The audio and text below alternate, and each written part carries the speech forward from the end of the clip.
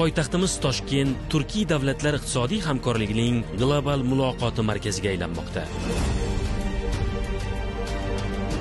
2025-yil 14-aprel kuni O'zbekiston poytaxtida Turkiy davlatlar tashkilotining yetakchi tahliliy markazlarining Turkiy davlatlar tashkiloti mamlakatlari o'rtasida savdo salohiyatini kengaytirish, qo'shma tadqiqotlar va strategik yechimlar mavzusidagi xalqaro anjuman bo'lib o'tadi.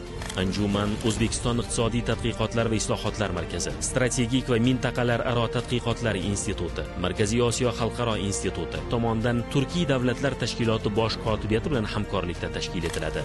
Tahlil markazlari anjumanini o'tkazish O'zbekiston Respublikasi Prezidenti Shavkat Mirziyoyev tomonidan 2024-yil noyabr oyida Bishkek shahrida bo'lib o'tgan Turkiy davlatlar tashkilotining 11-sammitida taklif etilgan edi. Bu tashabbus Turkiy davlatlar o'rtasidagi integratsiya va hamkorlikni rivojlantirish istagini aks ettiradi.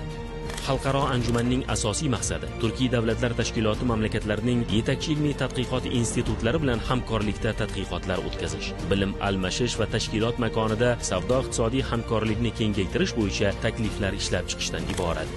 Anjuman almashinuv maydoniga aylanadi va Turkiy davlatlar tashkiloti mamlakatlarining global maydonda raqobatbardoshliligini oshirish strategiyalarini ishlab chiqish imkonini beradi. Anjumanda Turkiya, Ozarbayjon, Qozog'iston, Qirg'iziston va Vengriyadagi tahliliy markazlar mutaxassislari ishtirok etadi. Iqtisodiy tadqiqotlar va islohotlar markazi hisob-kitoblariga ko'ra, 2024-yilda Turkiy davlatlar tashkilotiga a'zo va kuzatuvchi davlatlarning umumiy nominal yalpi mahsuloti 2,1 trillion dollarni tashkil qilgan. Bu jahon yalpi mahsulotining 1,9% ni tashkil qiladi. Turkiy davlatlar tashkilotiga a'zo mamlakatlarning umumiy tashqi savdo aylanmasi 2024-yilda taxminan 1,2 trillion dollarni tashkil etdi. 2024-yil yakunlari bo'yicha O'zbekistonning Turkiy davlatlar tashkiloti mamlakatlari bilan tashqi savdo aylanmasi 9,6 milliard dollarni tashkil etdi. O'zbekiston Respublikasi umumiy tashqi savdo aylanmasining 14,5% Turkiy davlatlar tashkiloti mamlakatlari hissasiga to'g'ri keladi. Mutaxassislar yanada integratsiyalashgan va o'zaro manfaatli iqtisodiy makon yaratish bo'yicha yangi yondashuvlarni taklif qiladilar.